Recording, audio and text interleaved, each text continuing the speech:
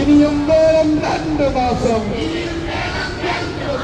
ഇനിയും വേണം 2 മാസം. എന്നാൽ ഉറപ്പ് നൽകാമോ? അത് നിങ്ങൾക്ക് പറ്റില്ല. പറഞ്ഞ വാക്കിന് വിലയില്ല. ഇതാണ്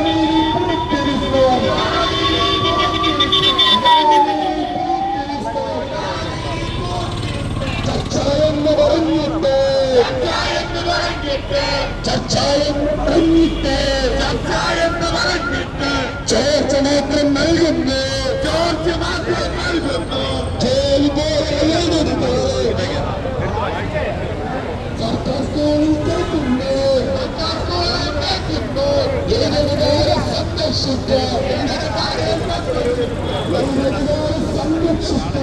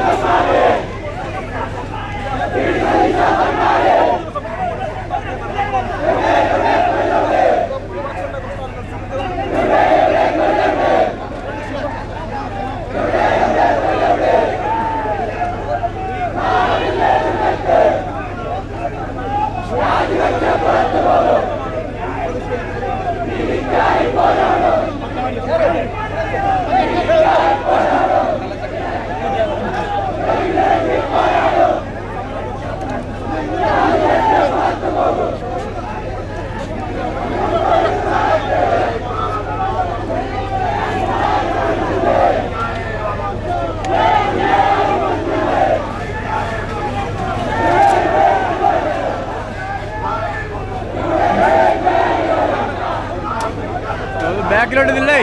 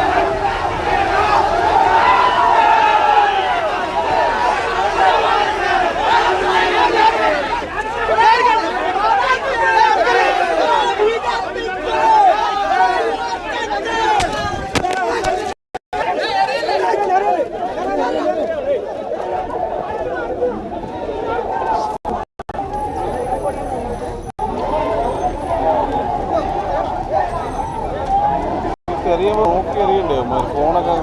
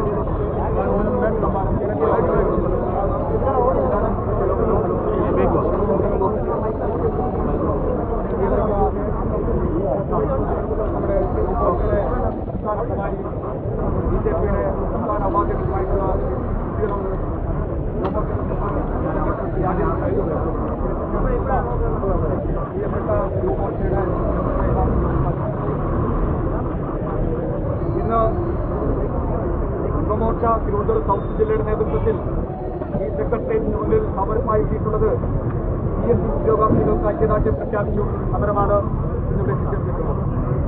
ഈ സമരം പോലീസ് വളരെ നിഷ്ഠൂരമായിട്ടാണ് യുവമോർച്ച പ്രവർത്തകർക്ക് മേലെയുള്ള പ്രവർത്തനങ്ങൾ നടത്തിക്കൊണ്ടിരിക്കുന്നത്. ഈ സമരത്തിന് സ്വാഗതം ആശംസിക്കുന്നതിനായി യുവമോർച്ചയുടെ തിരുവനന്തപുരം സൗത്ത് ജില്ലയുടെ ജനറൽ സെക്രട്ടറി ശ്രീ വിഷ്ണുവിനെ ക്ഷണിച്ചുകൊള്ളും.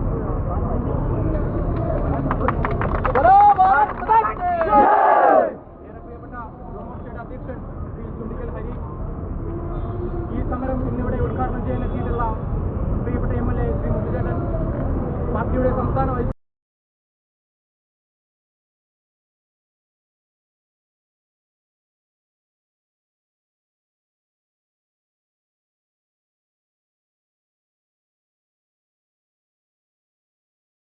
പറ്റിച്ചുകൊണ്ടിരിക്കുന്ന ഈ സർക്കാരിനെതിരെയും ഇവിടുത്തെ പാവപ്പെട്ട യുവാക്കൾ പഠിച്ചു പരീക്ഷ എഴുതി ലിസ്റ്റിൽ വന്നതിന് ശേഷവും ഒരു ജോലി പോലും നൽകാൻ കഴിയാത്ത ഇവിടുത്തെ VD സതീശന്റെ അരാജകത്തിനുമെതിരെ കേരളത്തിലെമ്പാടും യുവമോർച്ചയുടെ സമരം നടന്നുകൊണ്ടിരിക്കുകയാണ്. കഴിഞ്ഞ ദിവസങ്ങളിലെല്ലാം ഈ കേരളത്തിലെ മുഴുവൻ കളക്ടറേറ്റിലേക്കും ഈ സെക്രട്ടേറിയറ്റിലേക്കും കഴിഞ്ഞ ദിവസങ്ങളിലെല്ലാം നമ്മൾ സമരം തുടർന്നുകൊണ്ടിരുന്നു. അതിന്റെ ഭാഗമായിട്ട് ഇന്ന് ഈ തിരുവനന്തപുരം സെക്രട്ടേറിയറ്റിന്റെ മുന്നിൽ യുവമോർച്ച സൗത്ത് ജില്ലയുടെ ഐക്യദാർഢ്യം പ്രഖ്യാപിച്ചുകൊണ്ട് ഞങ്ങളിവിടെ സമരം നടത്തുകയാണ്. ഈ സമരത്തിൽ സ്വാഗതം അർപ്പിക്കുക എന്നാണ് എന്റെ കർത്തവ്യം. ഞാൻ അതിലേക്ക് കടക്കുന്നു. യുവമോർച്ചയുടെ തിരുവനന്തപുരം ജില്ലാ അധ്യക്ഷൻ ശ്രീ ചൂണ്ടിക്കൽ ഹരി അവർകളെ ഈ സമരത്തിലേക്ക് സ്വാഗതം ചെയ്തുകൊള്ളുന്നു. അതോടൊപ്പം തന്നെ ഈ സമരം ഇന്നിവിടെ ഉദ്ഘാടനം ചെയ്യുവാനെത്തിയിട്ടുള്ള പ്രിയപ്പെട്ട MLA ശ്രീ മുരളീധരനെയും ഈ സമരത്തിലേക്ക് ഞാൻ സ്വാഗതം ചെയ്തുകൊള്ളുന്നു. ഒപ്പം ഈ സമരത്തിലേക്ക് യുവമോർച്ചയുടെ സംസ്ഥാന അധ്യക്ഷൻ ശ്രീ V മനുപ്രസാദേട്ടനെ ഈ സമരത്തിലേക്ക് സ്വാഗതം ചെയ്തുകൊള്ളുന്നു. യുവമോർച്ചയുടെ സംസ്ഥാന പ്രഭാരിയും BJPയുടെ സംസ്ഥാന വൈസ് പ്രസിഡന്റുമായിട്ടുള്ള P സുധീരനെയും ഈ സമരത്തിലേക്ക് സ്വാഗതം ചെയ്തുകൊള്ളുന്നു. പാർട്ടിയുടെ തിരുവനന്തപുരം സൗത്ത് ജില്ലാ പ്രസിഡന്റ് ശ്രീ മുക്കമ്പാൽ അമീഡ് ഗുരുചേട്ടനെയും ഈ സമരത്തിലേക്ക് സ്വാഗതം ചെയ്തുകൊള്ളുന്നു. ഒപ്പം യുവമോർച്ചയുടെ സംസ്ഥാന സെക്രട്ടറി P AS അഖിലേഷിനെയും ഈ സമരത്തിലേക്ക് സ്വാഗതം ചെയ്തുകൊള്ളുന്നു. ഒപ്പം ഇവിടെ എത്തിയിട്ടുള്ള മുഴുവൻ പാർട്ടി പ്രവർത്തകരെയും യുവമോർച്ചയുടെ മുഴുവൻ സമരഭടന്മാർക്കും ഞാൻ ഈ സമരത്തിലേക്ക് സ്വാഗതം അർപ്പിച്ചുകൊള്ളുന്നു. ഒപ്പം ഇവിടുത്തെ മാധ്യമ പ്രവർത്തകർക്കും എല്ലാവർക്കും ഈ സമരത്തിലേക്ക് സ്വാഗതം ചെയ്തുകൊള്ളുന്നു. അധ്യക്ഷ പ്രസംഗത്തിന് വേണ്ടിയിട്ട് ശ്രീ ചൂണ്ടിക്കൽ ഹരി അവർകളെ ക്ഷണിക്കുന്നു.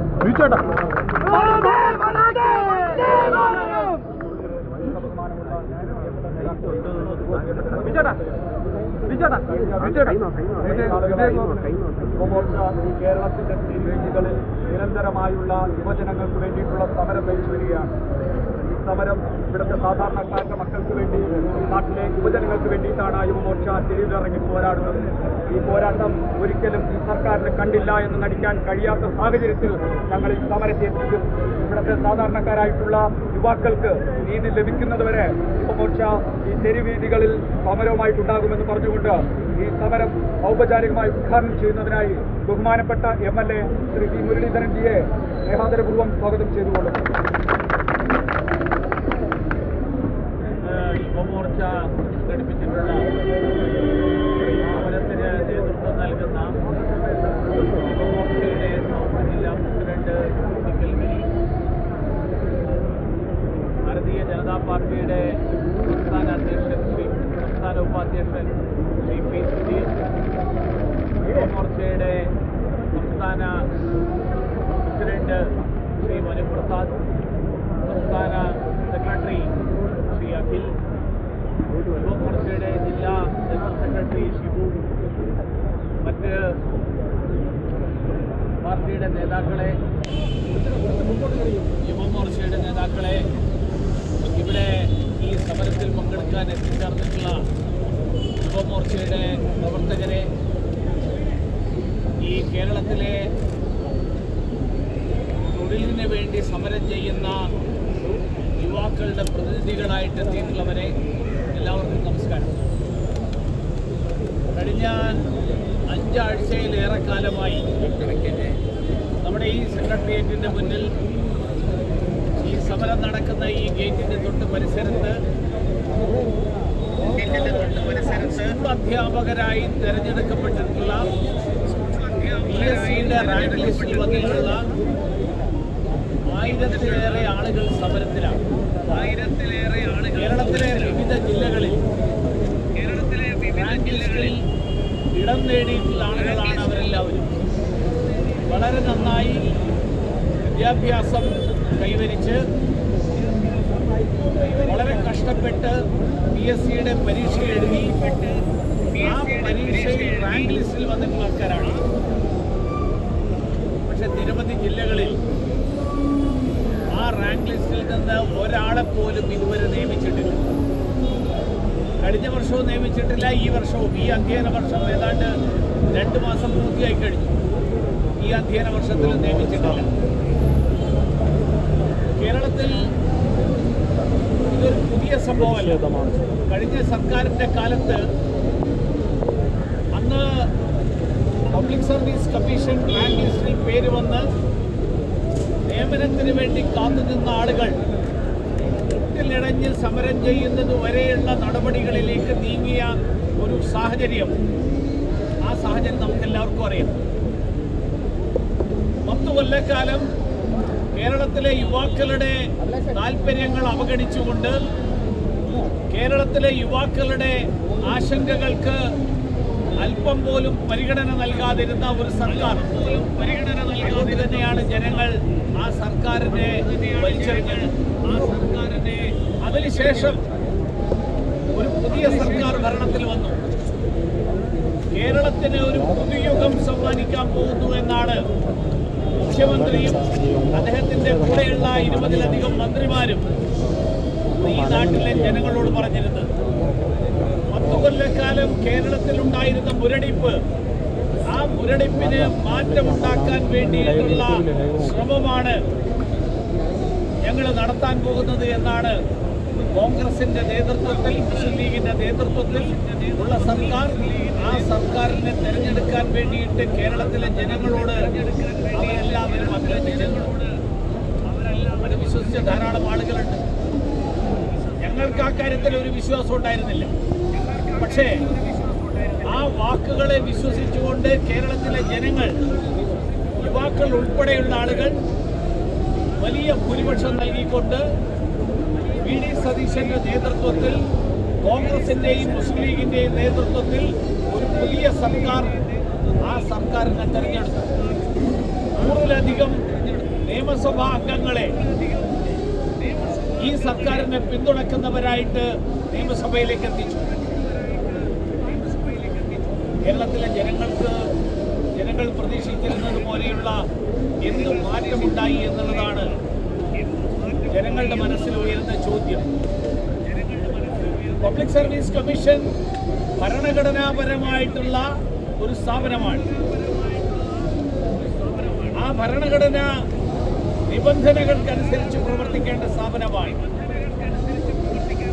സുതാര്യത ഉറപ്പുവരുത്തേണ്ട സ്ഥാപനമാണ്. എല്ലാവർക്കും നീതി ലഭ്യമാകുന്നു എന്ന് ഉറപ്പാക്കേണ്ട ഒരു സ്ഥാപനമാണ്. അതാണ് ഭരണഘടനയുടെ അന്തസ്സത്ത. പക്ഷേ ആ അന്തസ്സത്തെ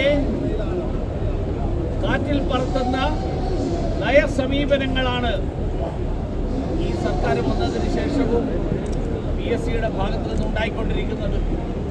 കഴിഞ്ഞ സർക്കാരിന്റെ കാലത്തുണ്ടായിട്ടുള്ള നിരവധി തെറ്റുകൾ ഞങ്ങൾ തിരുത്താൻ പോവുകയാണെന്നാണ് ഈ സർക്കാരിനെ തെരഞ്ഞെടുപ്പിൽ ഭരണത്തിലേറ്റാൻ വേണ്ടിയിട്ടുള്ള കാരണമായിട്ട് കോൺഗ്രസിന്റെയും മുസ്ലിം ലീഗിന്റെയും നേതാക്കന്മാർ ജനങ്ങളോട് പറഞ്ഞിരുന്നത്. എന്ത് മാറ്റം വരുത്തി? കേരളത്തിലെ പബ്ലിക് സർവീസ് കമ്മീഷനിൽ ഇപ്പോഴും 21 പേരുണ്ട്. കേരളത്തിലെ ജനസംഖ്യ കഷ്ടിച്ച് 4 കോടിയാണ്. ഉത്തർപ്രദേശിലെ ജനസംഖ്യ 20 കോടിയാണ്. 20 കോടി 2021 കണക്കാണ്. 2021 സെൻസസ്, ആ കാലഘട്ടത്തിലെ സെൻസസ്. ഈ സെൻസസ് നടക്കുമ്പോൾ ആ സംഖ്യ ഒരു 24 കോടിയൊക്കെ ആവുമെന്നാണ് അനുമാനിക്കപ്പെടുന്നത്. അവിടെ പബ്ലിക് സർവീസ് കമ്മീഷനിലാകെ 12 അംഗങ്ങളെ ഉള്ളൂ. മഹാരാഷ്ട്രയിൽ 11 കോടി 12 കോടിയാണ് മഹാരാഷ്ട്രയിലെ ജനസംഖ്യ. ഇന്ത്യയിലെ ഏറ്റവും വ്യവസായവൽകൃതമായിട്ടുള്ള സംസ്ഥാനങ്ങളിലൊന്നാണ് മഹാരാഷ്ട്ര. ഇന്ത്യയുടെ സാമ്പത്തിക തലസ്ഥാനമായിട്ടുള്ള മുംബൈയാണ് അതിന്റെ തലസ്ഥാനം. മഹാരാഷ്ട്രയിലെ പബ്ലിക് സർവീസ് കമ്മീഷനിൽ 12 പേരേ ഉള്ളൂ. കേരളത്തിലെ 4 കോടി ജനങ്ങളുള്ള കേരളത്തിൽ 21 പേരെ എന്തിനാ പബ്ലിക് സർവീസ് കമ്മീഷനിൽ നിയമിച്ചിരിക്കുന്നത്? കേരളത്തിലെ അത്രയധികം ഉദ്യോഗാർത്ഥികളെ തിരഞ്ഞെടുക്കാൻ വേണ്ടിയിട്ടാണോ? ഉത്തർപ്രദേശിനേക്കാൾ കേരളത്തിന്റെ 5 ഇരട്ടി ജനസംഖ്യയുള്ള ഉത്തർപ്രദേശിൽ ആ ഉത്തർപ്രദേശിലെ പബ്ലിക് സർവീസ് കമ്മീഷനിലെ അംഗങ്ങളെക്കാൾ കൂടുതൽ ആളുകൾ, അതിന്റെ ഇരട്ടിയോളം ആളുകൾ കേരളത്തിൽ ഉണ്ടാകുന്നുണ്ടെങ്കിൽ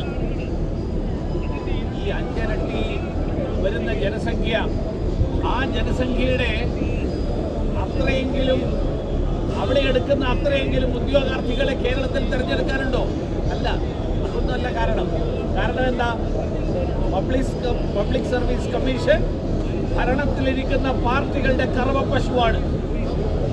ഭരണത്തിലിരിക്കുന്നവർക്ക് അവരുടെ താല്പര്യങ്ങൾ സംരക്ഷിക്കാൻ വേണ്ടിയിട്ടുള്ള പാർട്ടി സർവീസ് കമ്മീഷനായിട്ടാണ് പബ്ലിക് സർവീസ് കമ്മീഷൻ കഴിഞ്ഞ കുറച്ച് കാലങ്ങളായിട്ട് പ്രവർത്തിച്ചുകൊണ്ടിരിക്കുന്നത്.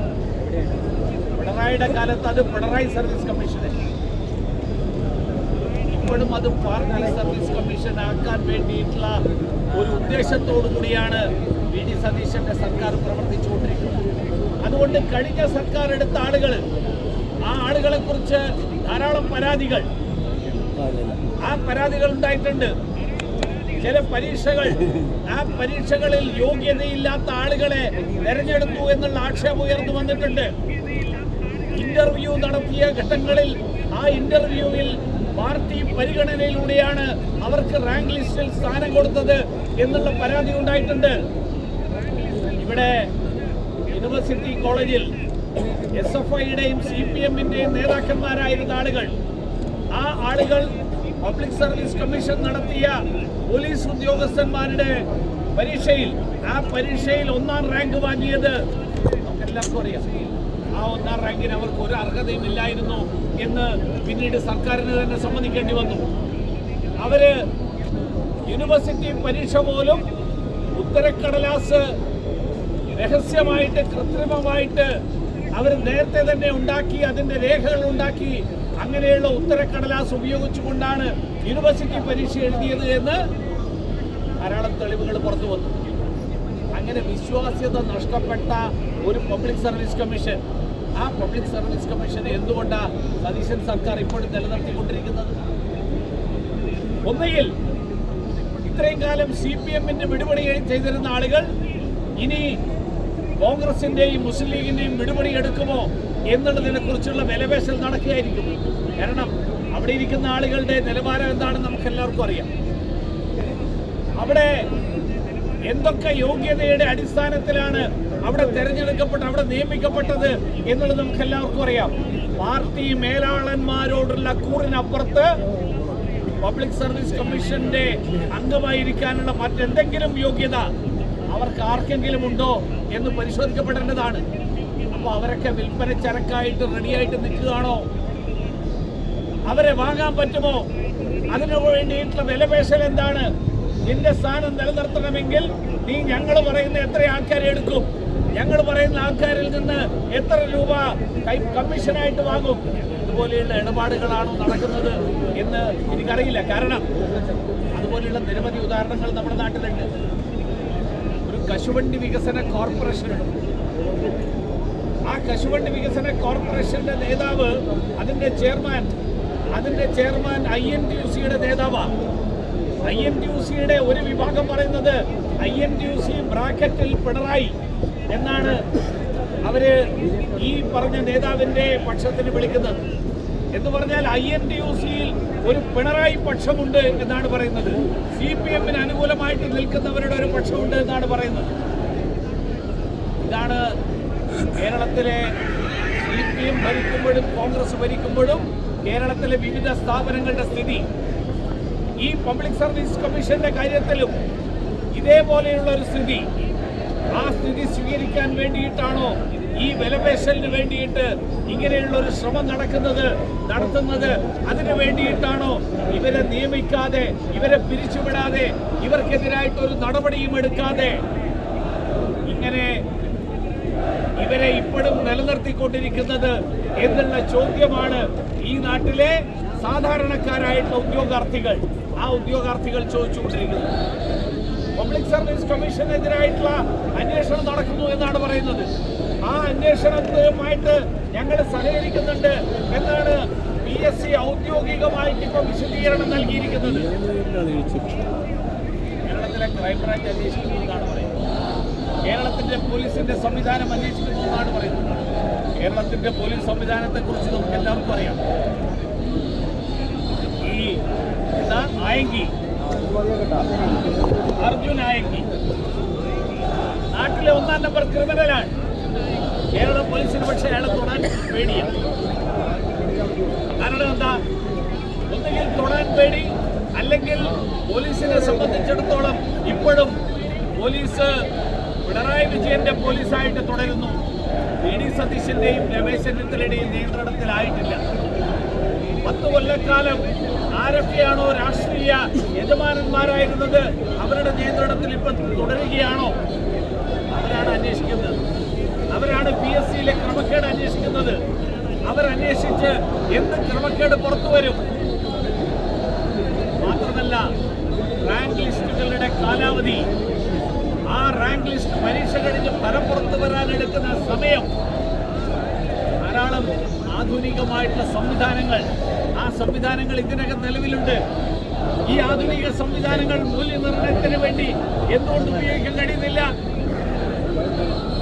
അപ്പൊ അതുകൊണ്ട് കേരളത്തിലെ തൊഴിൽ രഹിതരായിട്ടുള്ള ചെറുപ്പക്കാർ, അങ്ങനെയുള്ളവരുടെ അമർഷം, അവരുടെ രോഷം, ആ രോഷമാണ് കഴിഞ്ഞ 35 ദിവസമായിട്ട് ഈ സെക്രട്ടേറിയറ്റിന് പടിക്കൽ അലയടിച്ചു കൊണ്ടിരിക്കുന്നത്. കഴിഞ്ഞ സർക്കാരിന്റെ കാലത്ത് നമുക്ക് ഓർമ്മയുണ്ട്, ആശമാര് സമരം ചെയ്തപ്പോൾ നമ്മുടെ അന്നത്തെ പ്രതിപക്ഷ നേതാവ്, ഇന്നത്തെ മുഖ്യമന്ത്രി, അദ്ദേഹം ഇവിടെ വന്ന് പറഞ്ഞ് നടത്തിയ പ്രസംഗം നമുക്ക് ഓർമ്മയുണ്ട്. സമരം ചെയ്യുന്നവരെ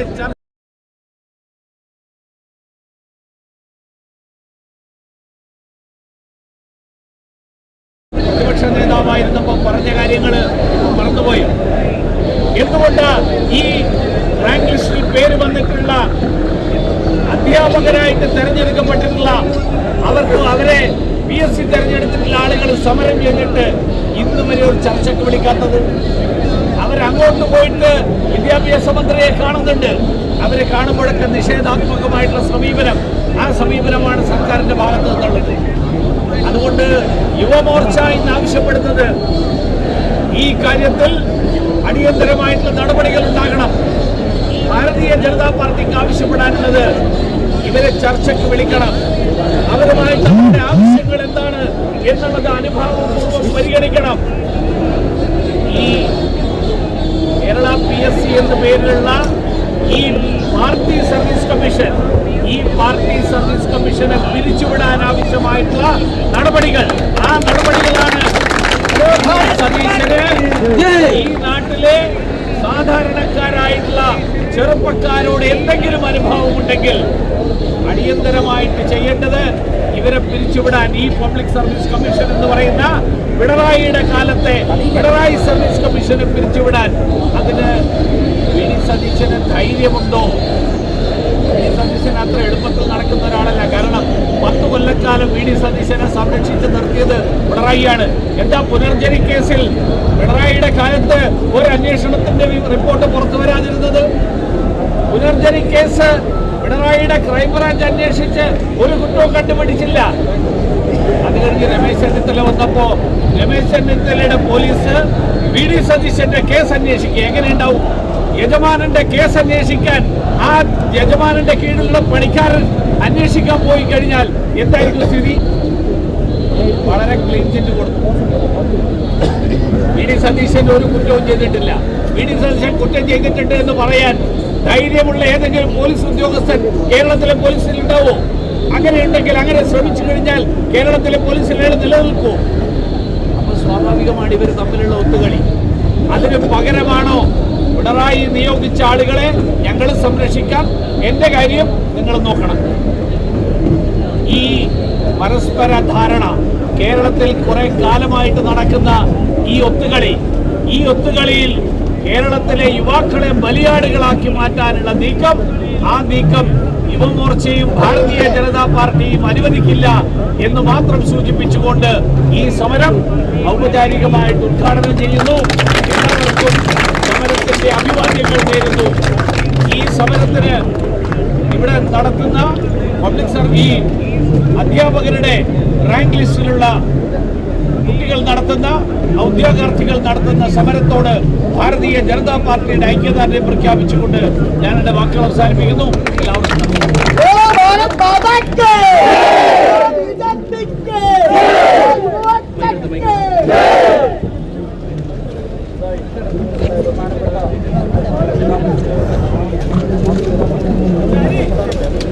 നമ്മുടെ ഈ സമരം തുടരുക തന്നെ ചെയ്യും. യുവാക്കളെ കണ്ടില്ലെന്ന് നടിക്കുന്ന പിണറായി വിജയന്റെ അതേ നിലപാട് സ്വീകരിക്കുന്ന വി.ഡി. സതീശനെതിരെ ഈ സമരം യുവമോർച്ച വ്യാപകമായി ചെയ്യും. കേരളത്തിൽ മുഴുവൻ യുവമോർച്ചയുടെ പ്രവർത്തകർക്കെതിരെ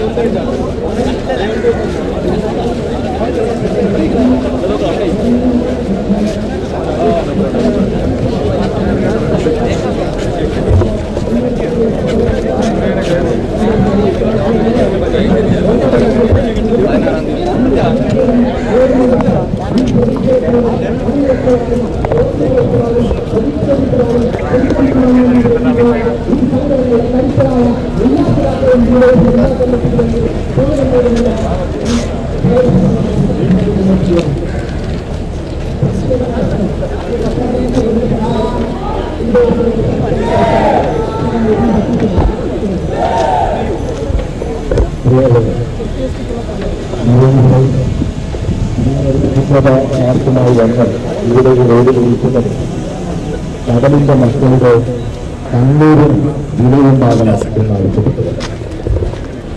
ഈ കടലിന്റെ മക്കളെ കേരളം വല്ലാതെ ചേർത്ത് പിടിക്കാറുണ്ട്. പ്രതിസന്ധി ഉണ്ടാകുമ്പോൾ, മലവെള്ളപ്പാച്ചിലുണ്ടാകുമ്പോൾ, വെള്ളപ്പൊക്കമുണ്ടാകുമ്പോൾ എല്ലാം മറന്ന് എല്ലാം സൂക്ഷിച്ച് നമ്മുടെ സൈന്യമായി ഇവർ ഉറങ്ങുവരാറുണ്ട്.